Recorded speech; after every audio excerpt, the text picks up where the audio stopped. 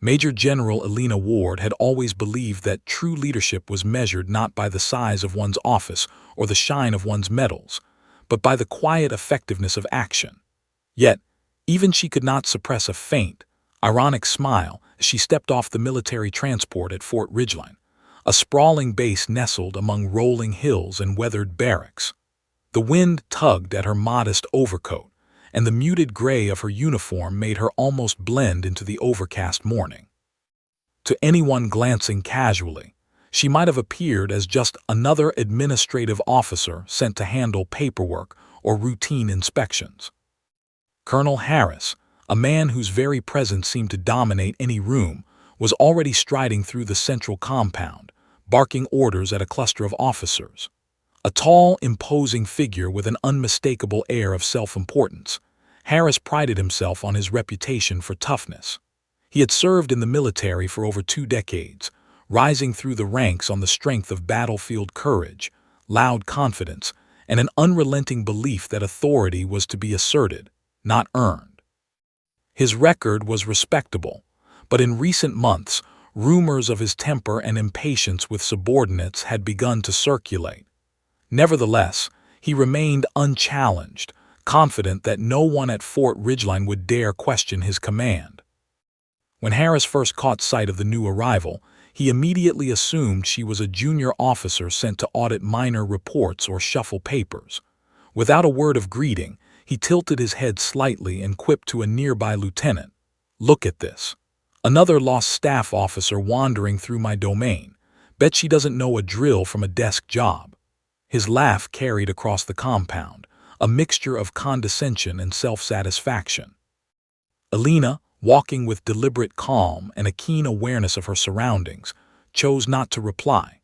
She had learned long ago that arrogance and loud voices were often compensations for insecurity. Her experience told her that men like Harris thrived on visible reactions. They sought to provoke a sense of inferiority in others, not realizing that patience and observation were far more effective tools in assessing true leadership. She merely adjusted the collar of her coat, letting the wind catch her hair as she surveyed the bustling activity around the base. Soldiers on the perimeter exchanged quick glances.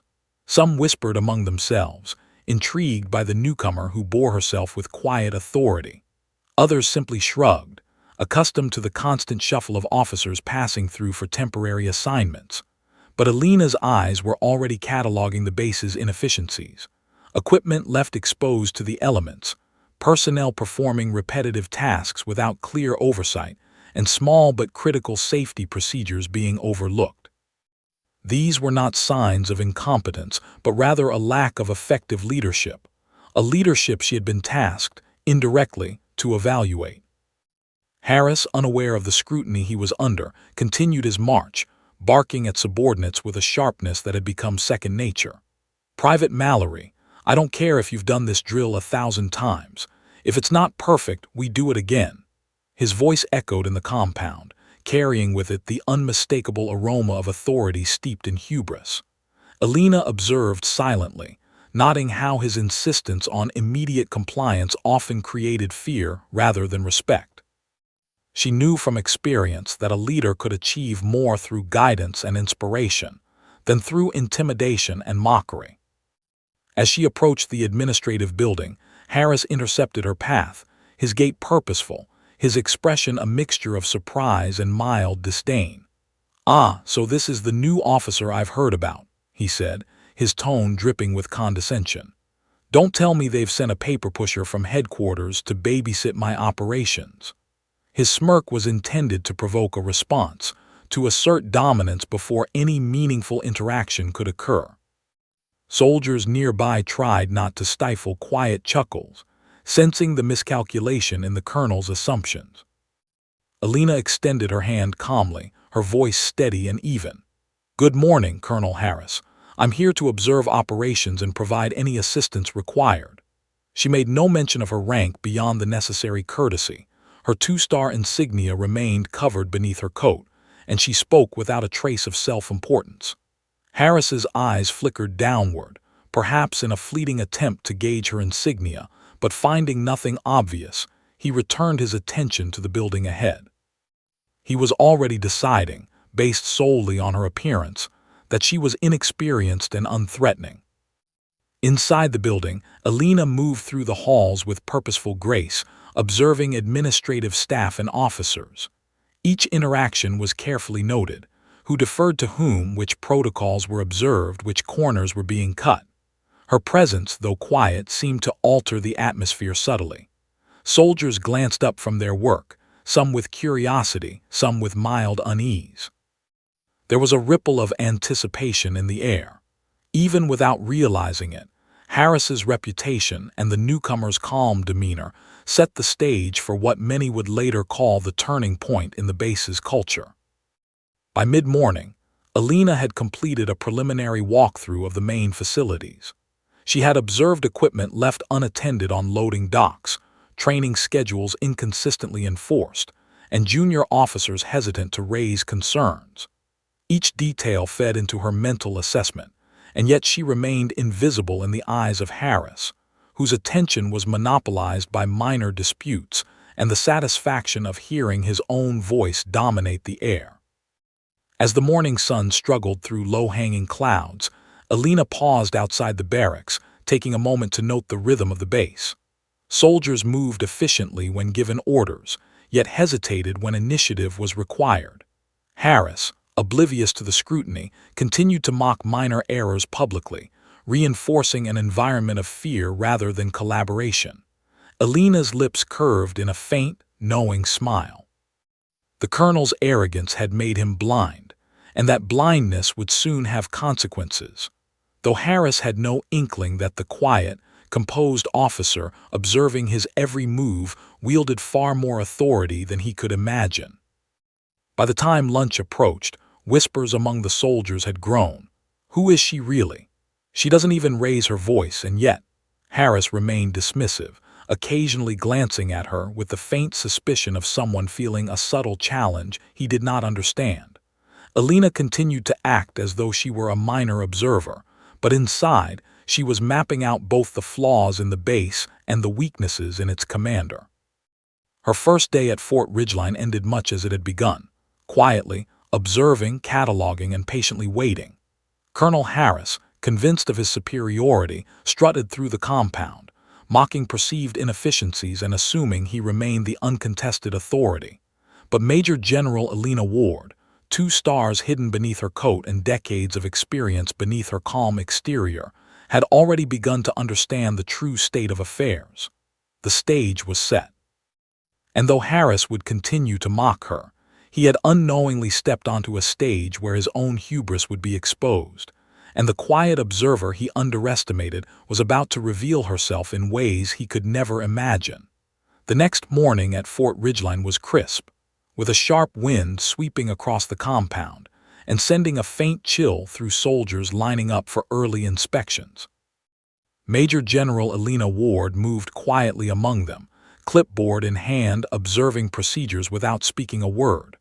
Her presence was understated, yet her gaze was meticulous, scanning every detail with the precision of someone who had seen countless bases, both successful and dysfunctional, across the United States military.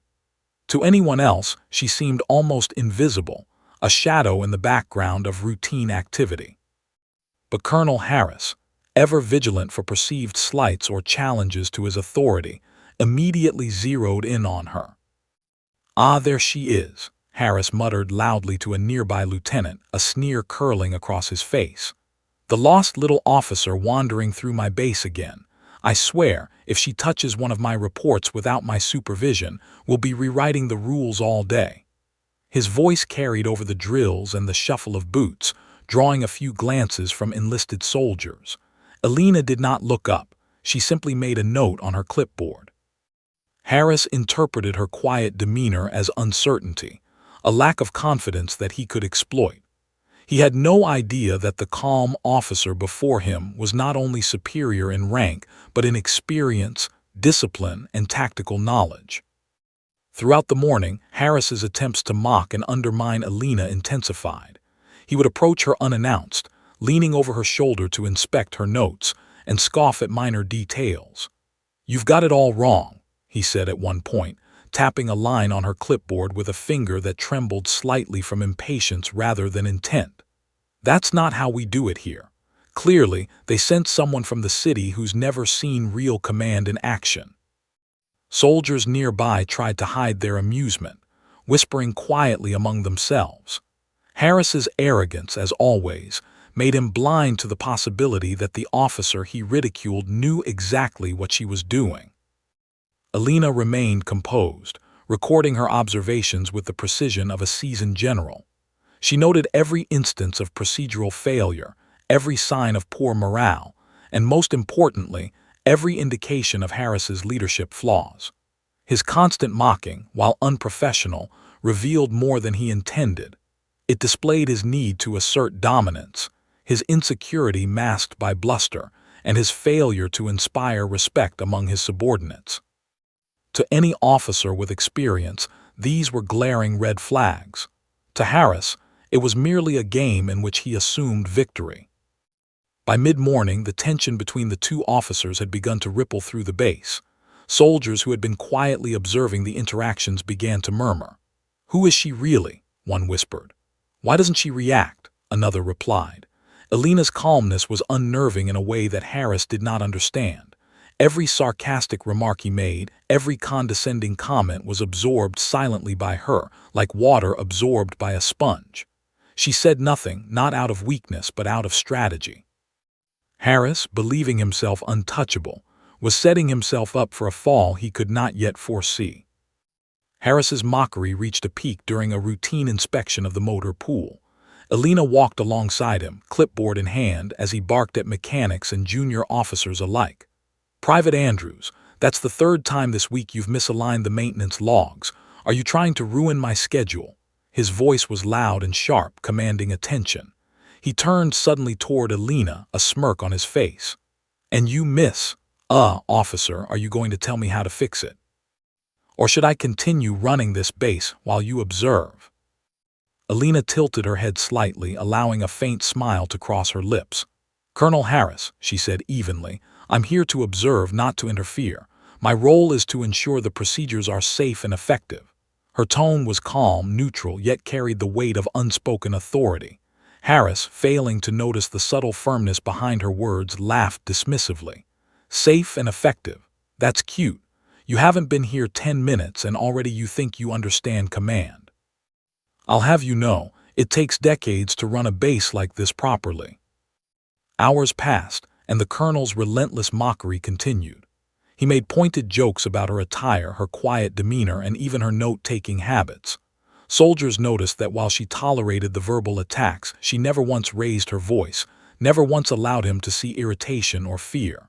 It was as if each insult bounced harmlessly off her, leaving her composure intact.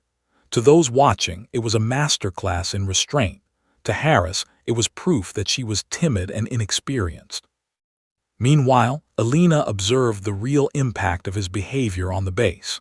Soldiers were hesitant to report issues, mechanics second-guessed their work, and junior officers deferred unnecessarily to avoid public humiliation. She made mental notes of who acted out of fear and who acted out of competence, understanding that leadership was not simply about enforcing orders but cultivating trust and respect. Harris, oblivious to the deeper currents, believed he was maintaining discipline when he was actually fostering an atmosphere of anxiety and inefficiency. By late afternoon, Alina's observations had coalesced into a clear picture of Fort Ridgeline's strengths and weaknesses. The base had competent soldiers and dedicated staff, but their potential was suppressed under a commander more concerned with appearances and dominance than actual leadership. Harris, still mocking her at every opportunity, had no idea that she not only understood the issues but had the authority to correct them. Yet, for now, she allowed him to continue. Every sarcasm, every belittling remark added to the weight of his eventual reckoning. A brief moment of humor occurred during a training exercise when Harris publicly chastised a young lieutenant for misreporting a minor logistical detail. "Clearly," he said loudly, "we need an officer here to teach you the basics. Maybe our paper pusher can help." Alina, standing quietly at the edge of the field, made a subtle note of the lieutenant's nervous posture and the way soldiers averted their eyes. She did not respond to the jab. Her silence amplified the absurdity of his behavior. Soldiers nearby began exchanging knowing glances, sensing that Harris's mockery, rather than intimidating, was exposing his lack of self-awareness. By the end of her first full day of active observation, Alina had compiled more information than most officers would gather in weeks. She understood the chain of command, the weaknesses in communication, and most importantly, the personal flaws of the officer in charge. Harris, meanwhile, retired to his quarters convinced that he had once again dominated the day, unaware that the quiet officer he mocked would soon hold the power to redefine his entire career. As night fell over Fort Ridgeline, the compound quieted. Soldiers moved to barracks, equipment was secured, and the wind swept through the empty streets like a soft exhale. Alina stood briefly outside the administrative building, gazing across the base with calm determination. She knew that patience was her ally. Harris's arrogance had provided her a perfect opportunity, a man so convinced of his superiority that he failed to recognize true authority standing before him. In the days to come, she would let him dig his own hole, all while preparing to reveal the truth in a way that would leave no doubt about her rank and the consequences of underestimating her. By the time she returned to her quarters, Alina had not spoken harshly, raised her voice, or even overtly challenged Harris. Yet, in those quiet hours, she had set the stage for a dramatic unraveling. Harris had mocked her repeatedly, unaware that she far outranked him, far outexperienced him, and had already begun the subtle work of correcting the base from the shadows. Every sarcastic comment he had made, every slight he had delivered, would become part of the record, both in her mind and in the story of Fort Ridgeline that soldiers would recount for years. And so, as the moon rose over the compound and the soldiers slept, Major General Alina Ward prepared for the challenges ahead. Harris, confident, brash, and completely unaware, would continue to mock her in the days to come, never realizing that his own hubris was leading him directly into the trap of his own making. Patience, observation, and timing, the true tools of leadership, were firmly in her hands, and she would wield them with quiet precision.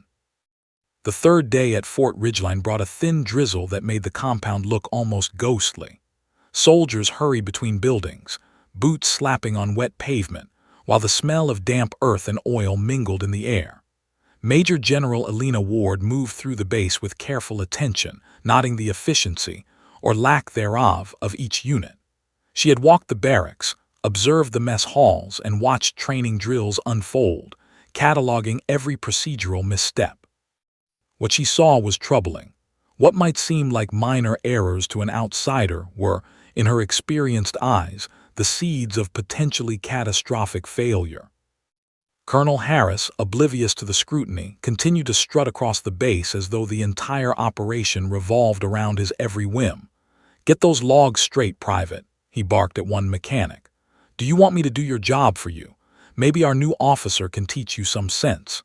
He laughed, expecting Alina to respond, expecting to see her flinch. But Alina said nothing. She merely observed, silently calculating the depth of the issues before her. Alina's first stop was the motor pool, where trucks and jeeps sat lined up for inspection. Here, she noticed several vehicles with improperly maintained brakes and frayed wiring, details Harris had ignored in favor of appearances. "These small errors may seem insignificant," she muttered to herself, "but in a real operation they could cost lives." She jotted notes, careful not to let anyone see her sense of alarm. Soldiers nearby were tense.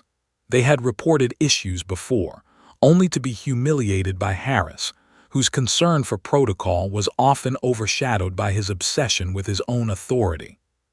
She then moved to the training grounds, where recruits were learning tactical maneuvers under the supervision of junior officers. Harris paced along the sidelines, shouting instructions and criticism indiscriminately. "Do it again. I don't want sloppy work on my watch." His words were harsh and public, and the soldiers' morale clearly reflected it. Alina watched closely as a young lieutenant faltered under the pressure, hands shaking, eyes darting to the ground in fear. The scene confirmed her suspicions. Harris's method of leadership was fear-based, and while it could command immediate compliance, it undermined long-term initiative and trust. As the morning progressed, Alina quietly approached some of the enlisted soldiers, asking indirect questions about base procedures and past incidents. They were initially hesitant, wary of speaking too openly. Harris's presence was overbearing, and rumors of his punishments for insubordination were pervasive. But Alina's calm demeanor, paired with her evident authority, began to earn cautious confidence. "Sir, the safety inspections," a mechanic began, voice low. "Sometimes Colonel Harris doesn't allow us to report minor malfunctions. He says it slows down operations." Alina nodded slowly, absorbing every word. She understood the dangerous pattern. Small oversights ignored repeatedly could accumulate into serious risk. "And these reports, are they documented?" she asked quietly. The mechanic shook his head. We try, ma'am, but he often dismisses them outright." Alina noted the mix of fear and frustration in the room, realizing that morale was as much a risk as any mechanical failure. Soldiers performed adequately under duress, but the lack of a supportive, competent leader made them vulnerable. Meanwhile, Harris continued his relentless mockery, unconsciously exposing his weaknesses. He approached Alina again, smirking with that overconfident grin. "What do you think of my leadership, little officer?" he said, assuming her silence was either agreement or intimidation. "Do you understand how much effort it takes to keep a base like this running?" Alina looked up briefly, meeting his gaze with calm, unwavering eyes. "Colonel, I understand perfectly," she replied softly. Harris interpreted the response as timid acknowledgement, entirely missing the subtle weight of authority behind it. By midday, Alina had traced a series of systemic issues that could not be ignored: outdated emergency protocols, poorly maintained vehicles, and inconsistent training regimens. Each problem, while seemingly isolated, formed part of a larger, dangerous pattern.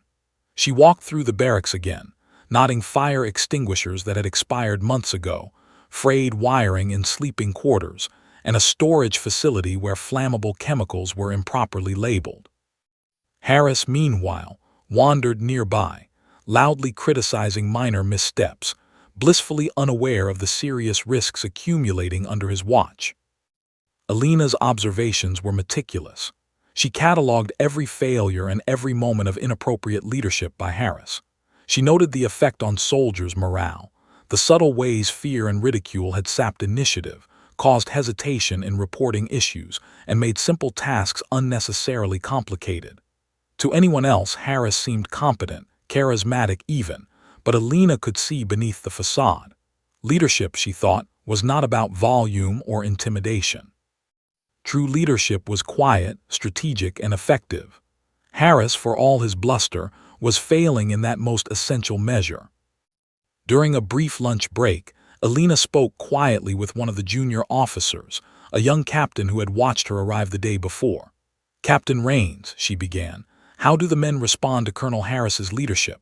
The captain hesitated, looking toward the parade ground where Harris barked at a group of recruits.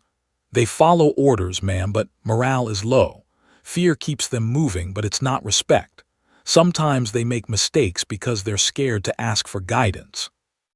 Alina nodded, absorbing the comment. This was precisely what she had observed. Fear-based command was never sustainable. The afternoon brought a near disaster that confirmed Alina's worst fears. During a routine vehicle inspection, she noticed a truck with a critical brake system malfunction that had gone unreported. If driven in its current state, it could easily have resulted in a serious accident. She intervened quietly, speaking with the mechanic to ensure the vehicle was immediately removed from service. Harris, passing by moments later, glanced at the truck and waved dismissively. "It's fine." "Stop worrying, little officer," he said, mocking her concern. Alina concealed her frustration, but inside she catalogued his negligence meticulously. Soldiers watching the exchange were shocked. Many had long feared speaking up about such issues, knowing Harris's sharp tongue and quick temper. Yet Alina's intervention, silent, precise and authoritative, demonstrated competence and courage. She earned their quiet respect without even raising her voice. Harris, of course, interpreted nothing beyond the supposed timidity of a junior officer, blissfully unaware that the real authority he dismissed was the very person holding his career and the base in her hands. By the end of the day, Alina had compiled a comprehensive assessment of the base, mechanical hazards, procedural lapses, and the damaging impact of fear-based leadership. Harris continued his mockery, oblivious to the fact that he was sowing the seeds of his own downfall. Soldiers began to whisper among themselves, some openly questioning his authority. Rumors about Alina's true rank began circulating quietly, but Harris dismissed them as idle gossip. As night fell, the rain subsided and the compound quieted. Alina walked through the empty barracks once more, observing small details. A locker left unlocked, a supply cabinet mislabeled, a set of manuals stacked incorrectly. These minor imperfections, she knew, could collectively pose significant risk if left unaddressed. Harris had failed to recognize them for what they were, blinded by his arrogance and mockery. Alina, meanwhile, had cataloged them all, quietly preparing the groundwork for both the immediate correction of hazards and the eventual correction of leadership failures. By the time she returned to her quarters, Alina had spent hours mapping not only the physical problems of Fort Ridgeline, but also the human dynamics. Harris's constant ridicule, rather than intimidating her, had revealed the gaps in his command style and the vulnerabilities of the base under his control. He continued to mock her, completely unaware that she possessed both the authority and the experience to address every problem he had ignored, and to do so in a way that would leave no question of his incompetence when the truth came to light. As she settled in for the night, Alina reflected on the day's events. Harris had underestimated her at every turn, believing that mockery and sarcasm could intimidate someone who outwardly seemed unassuming. But she had quietly recorded every lapse, every oversight, and every misstep. The colonel's hubris had made him blind to reality, and it was only a matter of time before his arrogance would collide with her authority. The base itself teetered between competence and disaster, and Alina, patient and strategic, held the key to its transformation. Tomorrow she would continue her observations, but she also knew that the moment of revelation, the day Harris would finally understand whom he had been mocking, was approaching. Every insult, every belittling comment he had made had been cataloged, and the impact of his behavior on soldiers, morale, and safety was undeniable. Harris had sown the seeds of his own undoing, and Alina, 2 stars hidden beneath her coat, would soon harvest the results. The morning sun had barely risen over Fort Ridgeline, casting a pale glow on the sprawling compound, when Major General Alina Ward received the official message she had anticipated. The Pentagon had dispatched an inspection team to evaluate the base's operational readiness. What made the announcement significant was the sender. It was addressed directly to her. She, the officer Harris had been mocking relentlessly, would now formally assess the entirety of the fort. The irony of the situation was not lost on her. Harris, of course, had no inkling of the full scope of her authority. To him, she was still a timid paper pusher, an unthreatening annoyance in his meticulously controlled world. Harris, meanwhile, remained oblivious to the weight of the message. Soldiers gathered at morning assembly, murmuring among themselves as the order circulated. "Did you see this?" whispered one private to another. "The general herself is coming to inspect. That's serious." Harris, striding confidently down the rows of recruits and officers, caught fragments of the whispers but dismissed them with a wave of his hand. "Rumors and gossip," he muttered loudly. "Nothing will get in the way of my command. The Pentagon may send anyone they like, but this base runs the way I say it runs." Alina, standing slightly apart from the assembly, observed Harris's reaction carefully. She had seen this type before, confident, arrogant, entirely convinced of their invulnerability. Every sarcastic remark he had made in the past days, from belittling her observations to mocking junior officers, was a clear demonstration of overconfidence. And overconfidence, she knew, was dangerous. Soldiers might follow orders under fear, but that fear could not mask incompetence for long. Alina made mental notes. The colonel would be easy to expose when the time was right, but she needed patience. As the day progressed, Alina continued her quiet, meticulous observations. Harris, now slightly on edge after hearing the rumors of the incoming inspection, began to act unpredictably. He ordered minor adjustments in procedures, insisting on rapid compliance without providing clear guidance. "Get these logs updated immediately," he barked at a group of clerks, slamming his hand on a desk. "Do I have to do everything myself? Maybe this new officer can help you understand proper protocol." Soldiers exchanged anxious glances, unsure whether to respond or stay silent. Alina, as always, took note, recording each detail with precision. By midday, Harris's paranoia had begun to affect his decision-making. He became increasingly suspicious of Alina, though he did not yet understand her true rank. "I don't trust her," he said under his breath to a subordinate. "Why is she observing everything so carefully? She's too calm, too quiet. What's she really here for?" He paced back and forth, voice rising slightly as his irritation grew. Soldiers noticed the tension, whispering quietly among themselves, realizing that the officer they had quietly admired for her composure was, in fact, intentionally letting Harris reveal his own flaws. Alina's calm demeanor contrasted sharply with the colonel's agitation. She moved through the base deliberately, quietly questioning soldiers and observing operations, all while allowing Harris to dominate the scene with his bluster. It was a careful psychological strategy. By letting him believe he was in control, she was simultaneously exposing his weaknesses. Every mistake he made, every procedural lapse he ignored, every sarcastic remark directed at her was recorded in her mind, forming a comprehensive picture of the leadership failure that had plagued the base. During a brief walk through the supply depot, Alina overheard Harris belittling a young sergeant for miscounting inventory. "Do you want me to do your job too?" he barked. "Maybe our little officer here can teach you how it's done." The sergeant, eyes lowered, nodded quickly, fearful of drawing further attention. Alina, standing quietly nearby, made a note of the incident. She observed not only the immediate problem, the miscount, but also the effect of Harris's leadership on morale. Fear, she noted, was replacing competence. Soldiers complied, yes, but with hesitation and anxiety.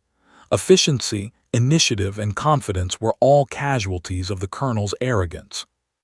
Word of the inspection order began to circulate more widely.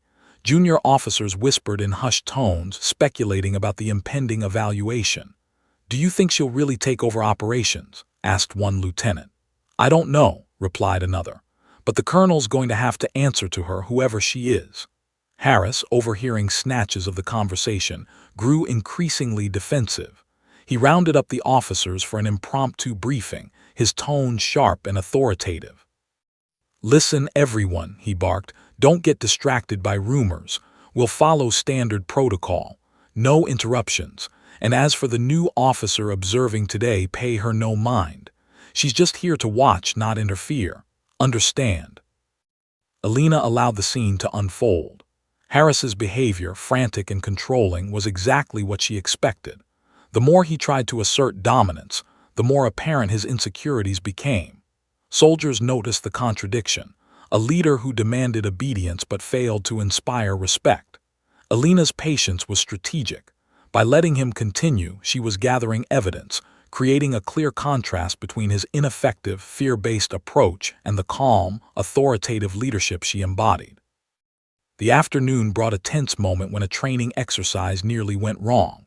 A squad of recruits misinterpreted an order, moving in the wrong formation during a tactical drill. Harris shouted at the top of his lungs, blaming the recruits and Alina alike. "If this is what passes for leadership, I'm going to scream. Someone fix this now." Soldiers froze, unsure how to respond. Alina stepped in quietly, correcting the instructions, demonstrating competence and authority without raising her voice. Harris, watching, misinterpreted her intervention as timid assistance, failing to recognize the decisive control she was exercising. By early evening, Harris's paranoia had reached a peak. He approached Alina again, his face flushed and his posture rigid. "I'm watching you, officer," he muttered, his voice low but dangerous. "I don't know what you're really here for, but I'll be damned if you undermine me. Understand?" Alina, calm and unflinching, simply nodded. "Understood, Colonel," she replied evenly. The words were polite, respectful, and deceptively simple.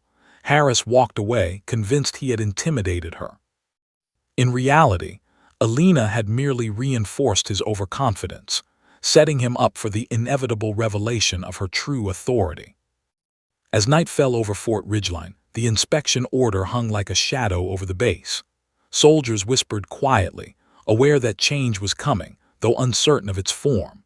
Harris retired to his quarters, muttering complaints about bureaucrats and outsiders who thought they could dictate terms without understanding real command. Alina, meanwhile, reviewed her notes in her own quarters.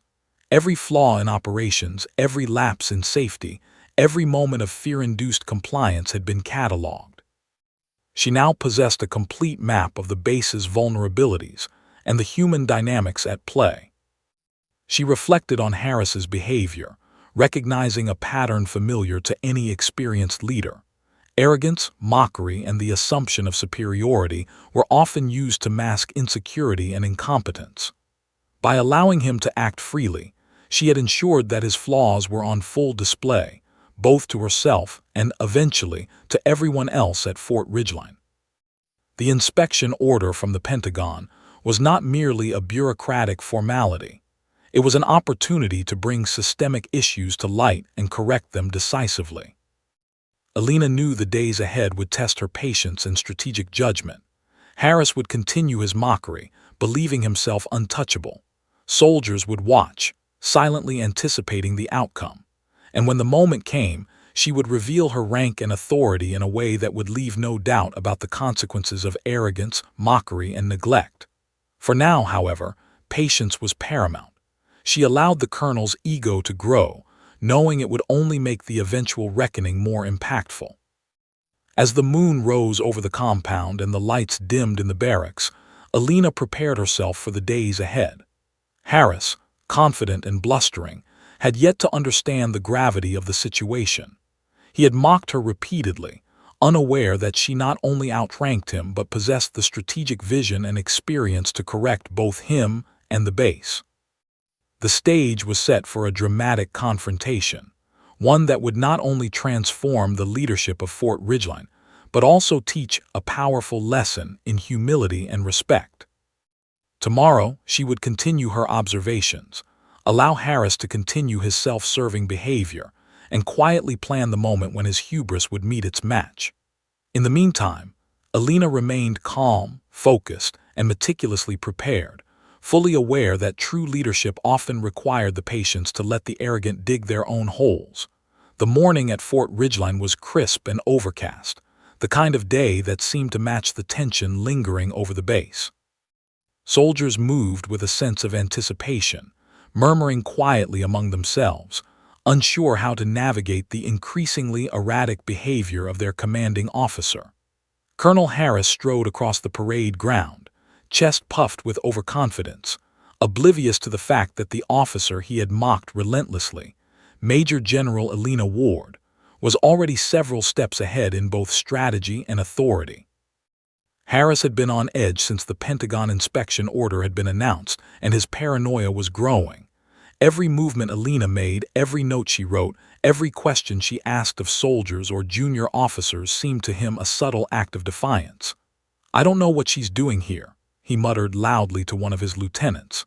"She's always watching, always asking questions. Makes me think she's looking to take control. Well, I won't let her."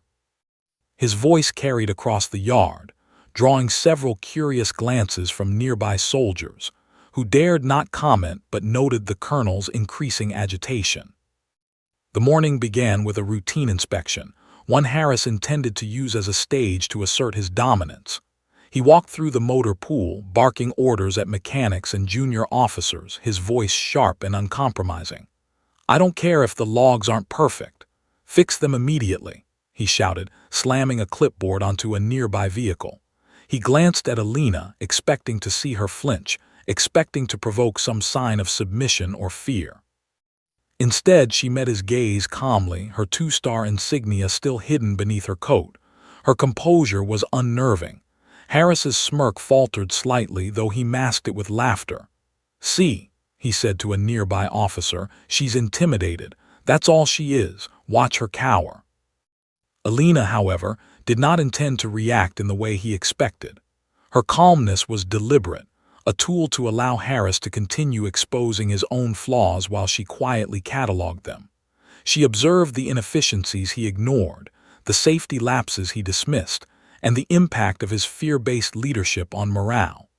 Soldiers whispered quietly, comparing her quiet authority to the colonel's bluster. Some of them dared to smile subtly when Harris barked out orders that he himself could not enforce effectively. Alina took careful note.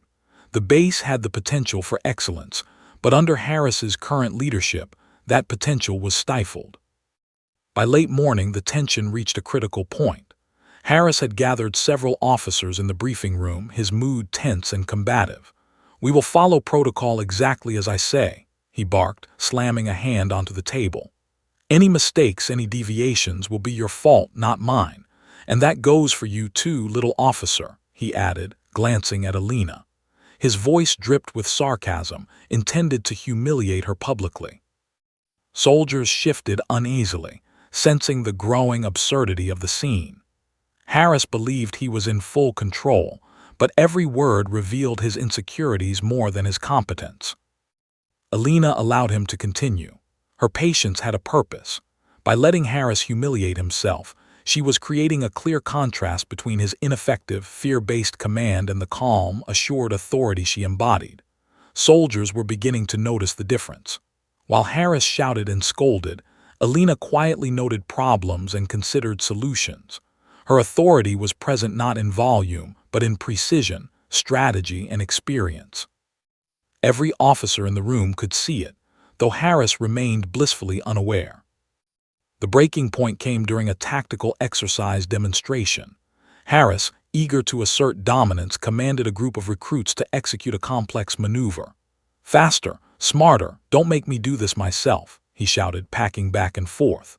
The recruits hesitated, unsure of the instructions. Harris's temper flared. "If you can't follow orders, maybe this is why I need more oversight," he added, glaring at Alina with a mixture of anger and disbelief. "Maybe you should step in and show them how it's done." Alina remained calm. She did not step in immediately. She allowed Harris to continue exposing his own failures. The recruits, sensing the tension, froze, afraid to act. Harris's attempts to control the situation only magnified the problems, creating more confusion rather than order. Alina's silent observation was strategic. By letting the colonel dig his own hole, she ensured that the eventual revelation of her authority would have maximum impact. After the exercise, Alina scheduled a formal staff briefing for the next morning. The room would be full: officers, senior enlisted personnel, and the colonel himself. Harris, oblivious to the significance, was informed of the meeting in his usual bellicose style. "Another meeting," he grumbled. "Fine, but it's going to be a waste of time. I hope they know who's in charge here." His arrogance prevented him from understanding that the meeting had been scheduled specifically to reveal the flaws in his leadership and to demonstrate who truly commanded the base. That afternoon, Harris attempted to assert control over minor administrative matters, barking orders at clerks and junior officers, continuing to mock Alina openly. "I don't know why they sent you here," he said, smirking. "Clearly, you're just an observer. Maybe you should take notes on how a real officer runs a base." Alina made no response beyond a slight nod, her calm demeanor contrasting sharply with Harris's increasingly frantic energy. Soldiers whispered quietly, recognizing the growing absurdity. Harris's mockery, rather than intimidating, was highlighting his incompetence. Alina also continued her private assessments of the base's vulnerabilities. Equipment maintenance was inconsistent, safety procedures were being ignored, and morale was low. Harris's fear-based leadership had created an environment where soldiers complied only out of anxiety, not respect. Alina cataloged each incident, each misstep, and each sarcastic comment from the colonel, understanding that this record would serve both as evidence of systemic failure and as a tool to restore proper leadership. As the day wore on, Harris grew increasingly paranoid. He began questioning officers individually, attempting to assert control over every decision, no matter how minor. "Did you check that report?" he demanded of one lieutenant. "Why wasn't it perfect?" The lieutenant, clearly nervous, stammered through an explanation, knowing any mistake could be harshly criticized. Alina observed silently, nodding how fear had replaced initiative. Soldiers were following orders, yes, but only because they feared public humiliation, not because they trusted their commander. Evening approached, and Harris, exhausted from hours of futile attempts at control, remained unaware of the strategic patience behind Alina's calm demeanor. She had allowed him to continue his mockery, catalogued every procedural lapse, and ensured that the truth of his leadership, or lack thereof, was fully visible. Soldiers began to see a pattern. The officer they had observed quietly correcting mistakes and ensuring efficiency without raising her voice was the true authority on the base. Harris, in contrast, had revealed himself as reactive, arrogant, and increasingly ineffective. By the time the sun dipped below the horizon, the stage was set. Alina had scheduled the staff briefing, ensured that Harris would attend, and allowed his arrogance to balloon unchecked. Soldiers whispered in hushed tones about the upcoming meeting, speculating on what the mysterious officer had planned. Harris, confident in his control, continued to mock her, oblivious to the fact that the most decisive moment of the coming days was already in motion. That night, as the base grew quiet under a blanket of darkness, Alina reviewed her notes. Every mistake, every sarcastic remark, every instance of poor leadership was carefully catalogued. Harris had unknowingly set himself up for a confrontation he could not anticipate. She reflected on his behavior with a mixture of professional analysis and quiet amusement. The colonel had mocked her repeatedly, thinking himself invincible. He had no idea that patience, strategy, and authority were quietly gathering in her hands, ready to transform the base and correct the failures he had created. Alina's final thought before retiring for the night was simple but resolute. The next day, everything would change. Harris's mockery would reach its conclusion, the staff would witness true authority, and Fort Ridgeline would finally be guided by competent leadership. Patience, observation, and precise timing had allowed her to prepare for this moment.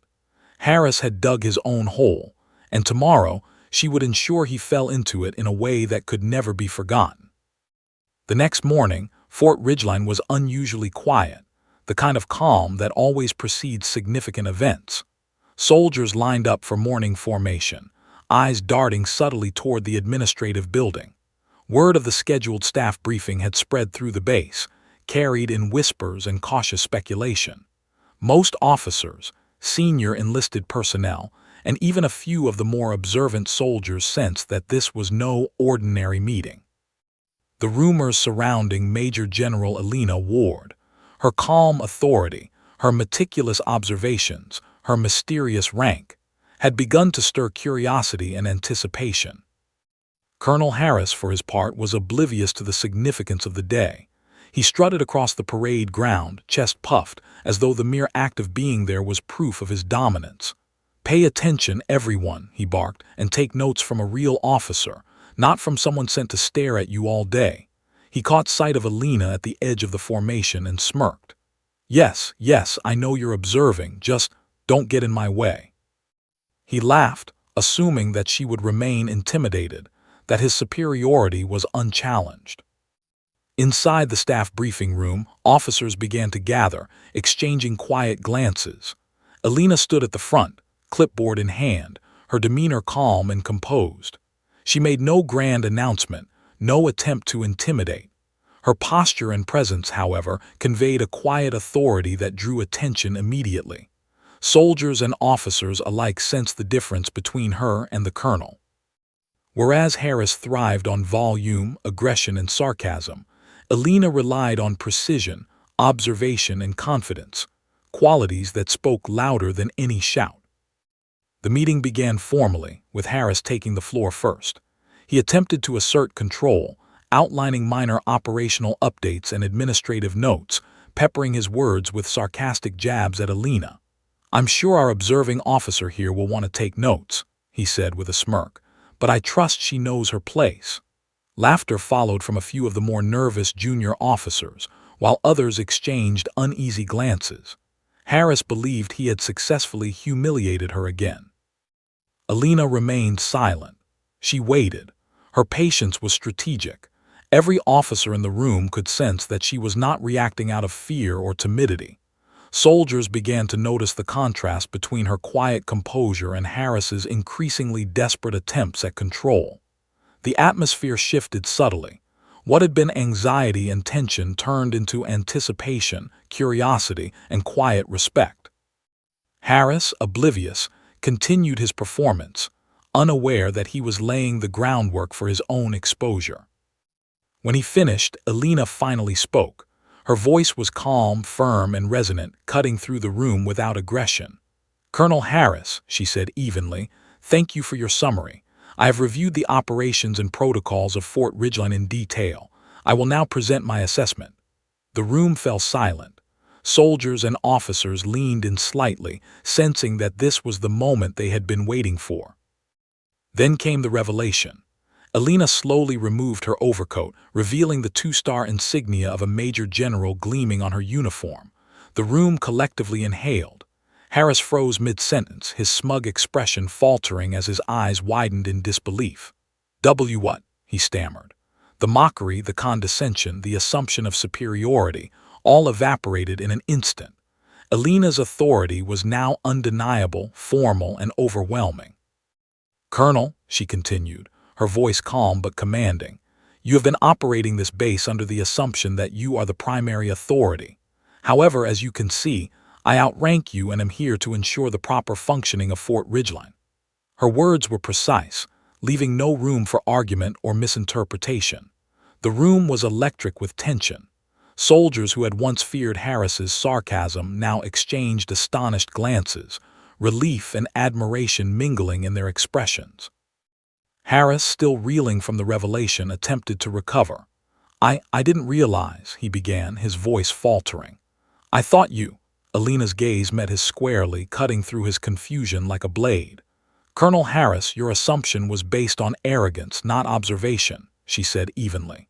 "You have mocked me repeatedly, believing yourself superior, and in doing so, you have exposed serious flaws in leadership that must now be corrected." The room went silent. Harris's usual bravado had vanished, replaced by a mixture of disbelief and anger. Officers who had quietly noted the colonel's weaknesses now sat with subtle smirks, realizing that the pattern of neglect and fear-based leadership was about to be addressed.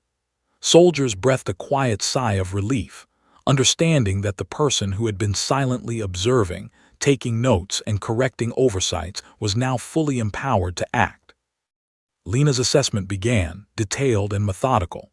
She highlighted operational inefficiencies, outdated maintenance protocols, lapses in safety inspections, and inconsistent training exercises. Each point was precise, evidence-based, and supported by the observations she had quietly cataloged over the past days. Soldiers and officers listened, realizing that her authority was both formal and earned through competence. Harris, meanwhile, shifted uncomfortably in his seat, unable to counter or deflect. His hubris had blinded him to the reality of the situation, and now he could only listen.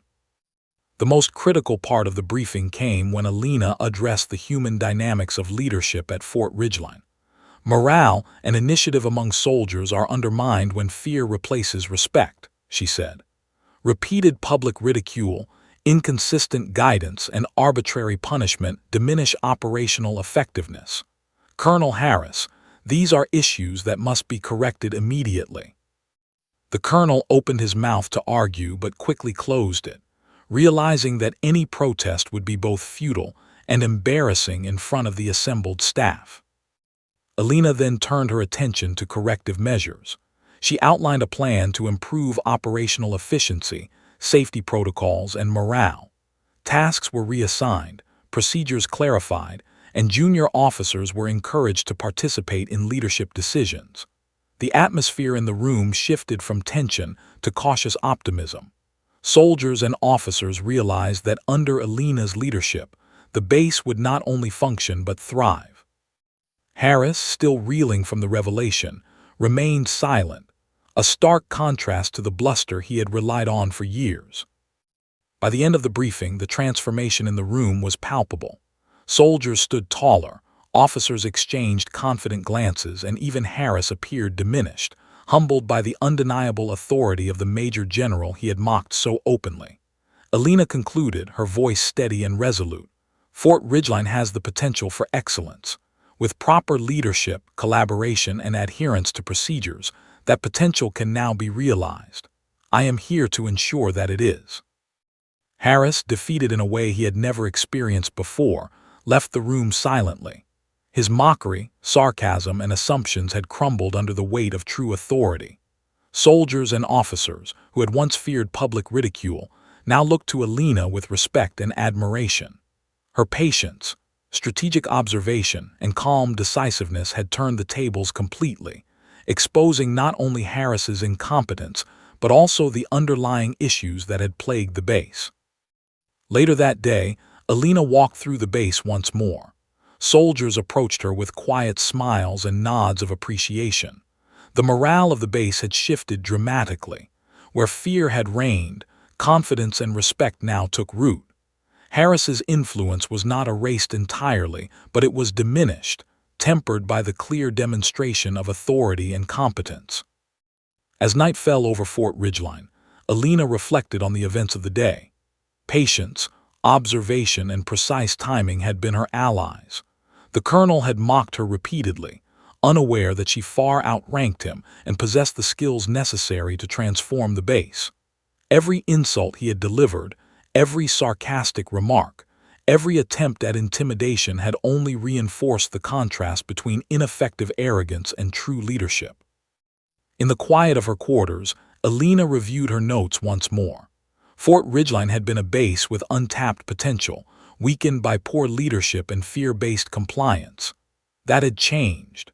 Soldiers had witnessed authority exercised with competence and respect, and Harris had learned, perhaps for the first time in his career, the consequences of hubris. Alina knew that leadership was not about arrogance, mockery, or volume. It was about understanding, guiding, and empowering those under one's command. Today had been a turning point, not only for Fort Ridgeline but for every officer and soldier who had observed the contrast between bluster and true authority. Harris's downfall, though public and dramatic, had served a higher purpose: the transformation of the base into a disciplined, competent, and respected unit. And as she prepared for the days ahead, Alina understood that patience, strategy, and unwavering calm would continue to be her most powerful tools. Fort Ridgeline had been transformed, not by force or fear, but by quiet, competent authority, and the lessons of that day would resonate for years to come. The morning after the staff briefing dawned bright and clear over Fort Ridgeline, casting sharp light on the sprawling compound. Soldiers moved with a newfound sense of purpose, some glancing toward the administrative building where Major General Alina Ward now held formal authority. The previous day's dramatic revelation had left a profound impact. The colonel's mockery had been rendered impotent, and the base was awakening under the influence of competent leadership for the first time in years. Colonel Harris, however, was struggling to regain any semblance of control. His mornings, once filled with confident striding and loud declarations, were now punctuated by tense meetings with junior officers and whispered warnings from senior enlisted personnel. "Sir, we need to follow the general's directives now," one lieutenant said cautiously. Harris scowled, his instinct to bark and belittle clashing with the undeniable authority of Alina's presence. "We follow protocol my way," he barked. "I won't let anyone undermine me." The words came out as forceful as ever, but his audience no longer responded with fear. They responded with quiet compliance to the real authority in the room. Alina began the day with a comprehensive tour of the base. revisiting areas she had previously inspected to ensure immediate corrective measures were in motion. Soldiers were now open in communicating problems, aware that their concerns would be addressed competently rather than dismissed with sarcasm. Mechanics at the motor pool no longer feared reprimand for reporting vehicle malfunctions. Junior officers felt confident bringing procedural questions to Alina, understanding that their input was valued. Leadership, she knew, was not about fear. It was about trust, competence, and accountability. The colonel, increasingly desperate to assert himself, tried to reclaim influence by giving impromptu orders across the base. "Move that equipment," he barked. "Do it now." Soldiers hesitated, glancing toward Alina for confirmation. Without a word, she calmly instructed the appropriate teams to proceed. Harris, watching this unfold, realized for the first time that his volume and sarcasm no longer dictated action. The base was functioning under Alina's authority, quietly and efficiently, and his attempts at control were now redundant. By mid-morning, Alina convened a leadership workshop for senior officers and key enlisted personnel. The goal was twofold: to reinforce proper protocols and to instill a culture of accountability and confidence. She began with clear examples of operational lapses she had documented, emphasizing how small oversights could escalate into serious consequences. Every point was precise and supported by evidence gathered during her observations. Officers listened attentively, taking notes, while soldiers watched from the sidelines with quiet fascination. Harris, seated at the back, fumed silently, his arrogance blunted by the undeniable clarity of her authority. Alina then addressed the human element, the crucial factor that Harris had repeatedly overlooked. "Leadership is not about fear, ridicule, or dominance," she explained. "It is about trust, clear communication, and empowering your team to act responsibly. Soldiers perform best when they respect, rather than fear, their leaders." She looked directly at Harris, who shifted uncomfortably. "Colonel, yesterday's events demonstrated that a culture of fear inhibits efficiency, decreases morale, and compromises safety. Today, we correct that culture." The words were calm but firm, leaving no room for argument. Harris realized that any attempt to oppose her would only highlight his failures further. Following the workshop, Alina oversaw the implementation of revised operational protocols. Vehicles with mechanical issues were immediately removed from service, training exercises were conducted with clear instructions, and emergency procedures were reviewed and standardized. Soldiers began to notice a profound difference. The base was functioning smoothly not because of intimidation or punishment, but because every officer and enlisted member understood their roles and responsibilities. Harris attempted to intervene at several points, but Alina's authority was now so firmly established that his objections were politely noted and overridden. By afternoon, the mood at Fort Ridgeline had shifted dramatically. Soldiers moved with confidence, officers engaged in constructive discussions, and the sense of tension that had pervaded the base under Harris's mockery had all but disappeared. Even the most anxious junior officers found themselves contributing ideas and solutions without fear of public humiliation. Harris, increasingly frustrated, tried to regain relevance by issuing sarcastic commentary, but it fell flat. Soldiers ignored the jabs, and Alina's calm management reinforced that true authority had already been established. A pivotal moment came when a supply issue arose. A shipment of critical parts had been misplaced in the storage facility. Under Harris's previous leadership, such an event would have sparked panic, recrimination, and public blame. Today, however, Alina calmly assessed the situation.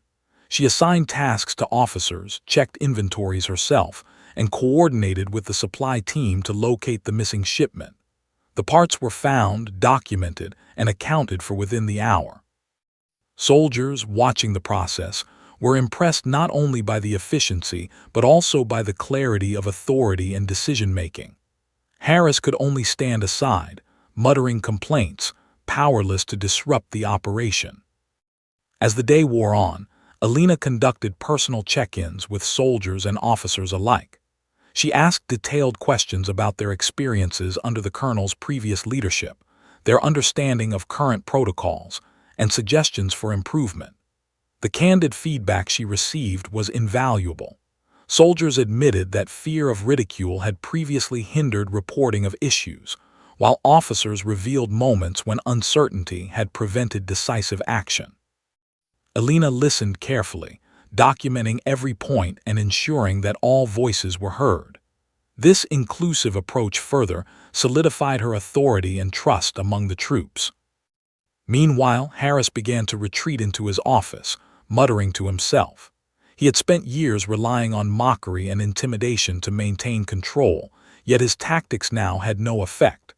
Alina's calm authority, competence, and strategic patience had rendered his bluster irrelevant. Soldiers who had once feared him now looked to Alina for guidance. Officers who had deferred to his volume now deferred to her judgment. Harris realized, too late, that his repeated mocking of the Major General had not only failed to intimidate, but had provided her with the perfect insight into his weaknesses. By late afternoon, Alina convened another meeting with key officers to review progress. Procedures had been corrected, morale was improving, and the base was operating at unprecedented efficiency. Soldiers expressed quiet appreciation for her approach, noting the stark contrast between her calm decisiveness and the colonel's previous reliance on fear. Alina took note of every improvement, every contribution, and every positive outcome, understanding that effective leadership was as much about reinforcement and recognition as it was about correction. As the sun dipped below the horizon, Alina walked through the parade ground, observing the base with satisfaction. Soldiers were moving efficiently, officers were engaged in meaningful discussions, and the overall atmosphere had shifted from tension and anxiety to confidence and competence. Harris, seated in his office, could do nothing but watch.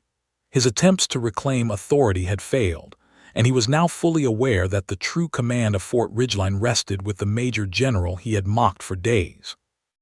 Alina paused briefly, reflecting on the transformation. Patience, observation, and strategic action had allowed her to consolidate authority effectively.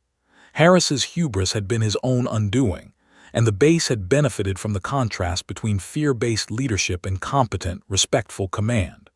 Soldiers now understood that leadership was not about volume, sarcasm, or intimidation.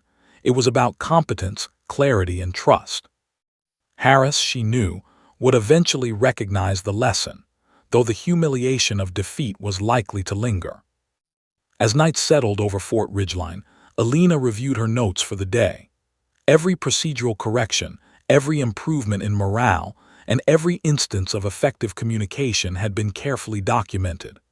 Harris's mockery and arrogance, once a source of concern, had become a roadmap for positive change.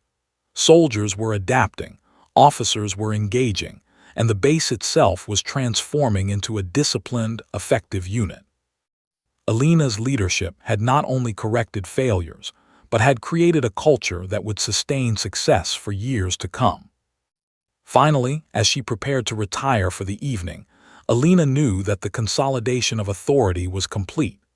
The base had shifted under her guidance, Harris's influence diminished, and the lessons of patience, observation, and strategic intervention had been clearly demonstrated. Fort Ridgeline would now operate under true leadership, and the soldiers who had once feared mockery now looked to competence and respect as the standard. Alina's work was far from over, but the foundation had been laid, and the transformation was undeniable. The following morning, Fort Ridgeline felt different. The air was sharper, clearer, as though the base itself had acknowledged a shift in command. Soldiers moved with purpose, their steps no longer hesitant under the weight of fear, but deliberate and confident.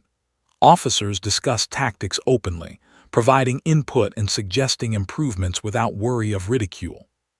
For the first time in years, the base functioned as a cohesive unit, rather than a collection of individuals operating under the oppressive shadow of a single, arrogant commander. Colonel Harris, however, remained a presence, a cautionary tale and a stubborn relic of the old regime. His attempts to assert authority had become more subdued, his loud bluster replaced by forced politeness. He still walked the halls and reviewed reports, but there was a noticeable hesitancy in his posture, a tension in his voice. Soldiers who had once flinched at every word he spoke now glanced toward Alina for direction, often ignoring his interjections.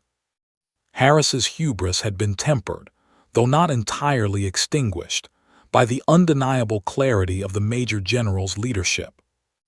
Alina moved through the base with deliberate steps, checking in personally with officers and enlisted personnel. "How are the new protocols working?" she asked a young lieutenant at the motor pool. The lieutenant, emboldened by recent changes, spoke freely about successes and remaining concerns. Alina listened intently, offering guidance and encouraging independent problem-solving. "Good work," she said, her approval quiet but firm. "Keep monitoring this closely. Report any issues immediately." The officer nodded, relief and pride evident in his expression. The morale of the troops continued to improve steadily. Soldiers who had previously feared reporting mechanical failures now did so without hesitation, confident that their input would be acknowledged and addressed. Training exercises were conducted efficiently, with clear instructions and immediate feedback. Alina's approach, grounded in competence, observation, and quiet authority, had replaced the culture of fear that Harris had cultivated. The base was functioning at a level previously unattainable, and even Harris could not deny it. In the afternoon, Alina convened a second formal meeting with senior officers to assess progress and identify remaining challenges. She reviewed the successes of the past days, procedural corrections implemented, morale improved, and operational readiness restored. Officers engaged in detailed discussions, offering suggestions and feedback that Alina encouraged and incorporated into her plans. Harris sat silently at the back of the room, occasionally offering comments that were politely acknowledged but ultimately overridden. The shift in power dynamics was complete. Authority rested firmly with Alina, and the colonel's role had been reduced to observation. A particularly telling moment occurred during a logistical review. A shipment of critical supplies had arrived with minor discrepancies in inventory. Under Harris's previous leadership, this would have sparked panic, blame, and public humiliation. Today, however, Alina calmly assessed the situation. She delegated tasks, checked records, and resolved the issue efficiently. Soldiers observed her methodical approach, contrasting it with the colonel's past reliance on volume and sarcasm. Harris, standing at the edge of the room, could only watch, realizing that his old methods were now ineffective. Alina also began to focus on long-term cultural change. She initiated leadership workshops emphasizing accountability, trust, and collaboration. Officers were trained to mentor their subordinates, and soldiers were encouraged to report issues without fear of ridicule. Alina reinforced that mistakes were opportunities for learning, not occasions for punishment. The contrast with Harris's previous approach was stark. Soldiers and officers began to internalize these lessons, slowly transforming the base into a more disciplined, competent, and confident unit. Harris attempted one last effort to reassert dominance during a briefing on tactical exercises. "Remember, I'm still the commanding officer," he barked, trying to regain attention. Alina, calm as ever, responded directly, "Colonel, you are a valuable member of this team, but the authority for operational oversight rests with me. Your expertise is appreciated, but your approach must align with established procedures and respect for the chain of command." The room went silent. Soldiers and officers recognized the finality of her statement. Harris, humiliated yet unable to argue, slumped slightly, acknowledging the reality he could no longer change. By the end of the day, the transformation at Fort Ridgeline was evident to all. Soldiers moved with confidence, officers communicated openly, and operational procedures were being followed meticulously. The base had evolved from a culture of fear and mockery to one of respect, competence, and collaboration. Alina had not only corrected failures in operations but had reshaped the culture of leadership itself. Harris, though present, had been humbled. He would continue to serve, but the lesson of humility and respect was now ingrained. As evening fell, Alina walked the perimeter of the base, reflecting on the past week. Patience, observation, and strategic intervention had been her greatest allies. By allowing Harris to mock, bluster, and expose his weaknesses, she had created a foundation for transformation that no command structure could ignore. Soldiers had witnessed the contrast between fear-based leadership and competent authority, and the lesson was clear. True command is earned through competence, respect, and strategic patience, not sarcasm or intimidation. In her quarters, Alina reviewed the detailed notes she had taken throughout the inspection and subsequent consolidation. Each instance of negligence, every procedural lapse, and every moment of poor leadership had been carefully recorded. These records would serve as a reference for continued improvement and a framework for leadership training at Fort Ridgeline. The colonel's arrogance had provided invaluable insight into systemic weaknesses, and the base was now poised to thrive under disciplined, competent guidance. The final confirmation of the transformation came the next morning. Soldiers gathered for formation, moving with precision and confidence. Officers briefed their teams effectively, delegating responsibilities and solving problems without hesitation. Harris observed silently, no longer attempting to dominate. His previous authority had been replaced by Alina's calm, decisive, and competent leadership. The base, once stifled by fear and sarcasm, was now a cohesive, effective, and resilient unit. Alina addressed the formation briefly, her words deliberate and affirming. Fort Ridgeline has demonstrated remarkable progress. The efforts of officers and soldiers alike have reinforced that competence, communication, and respect are the foundations of effective leadership.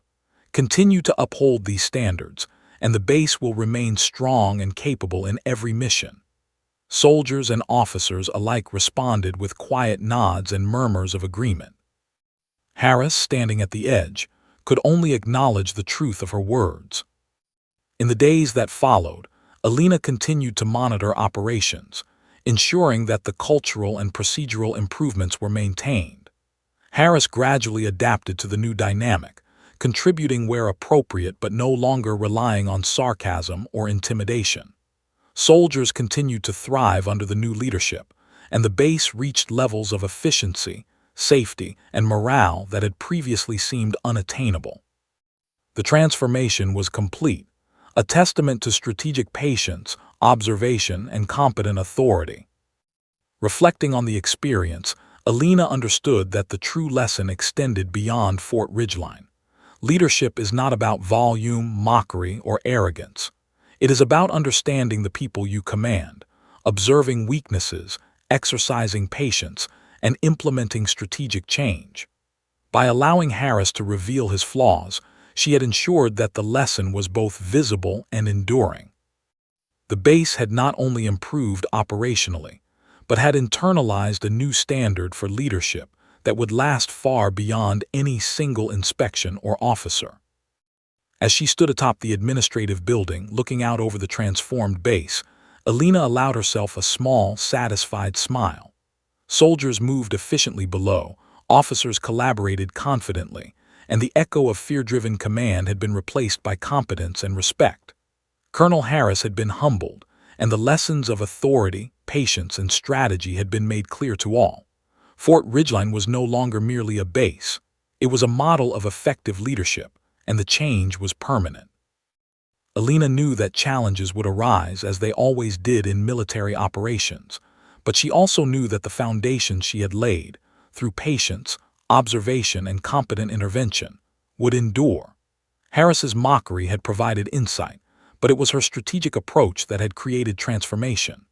Soldiers had learned the value of respect over fear, officers had learned the power of collaboration over intimidation, and the base itself had become stronger, safer, and more resilient. As the sun set, casting a golden glow over the compound, Alina made her final rounds for the day.